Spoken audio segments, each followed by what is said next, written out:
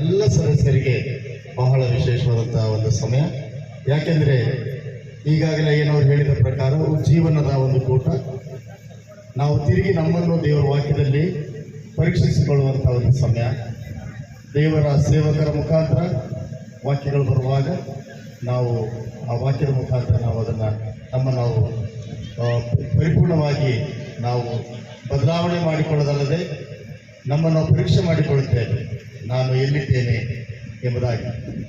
ಹಾಗಾಗಿ ಈ ಒಂದು ಜೀವನ ಕೂಟವನ್ನು ನಾನು ತಂದೆ, ಮಗ, ಪರಿಶುದ್ಧಾತ್ಮನಾಗಿರುವ ತ್ರೈಕ ದೇವರ ನಾಮದಲ್ಲಿ ಉದ್ಘಾಟಿಸ್ತೇನೆ.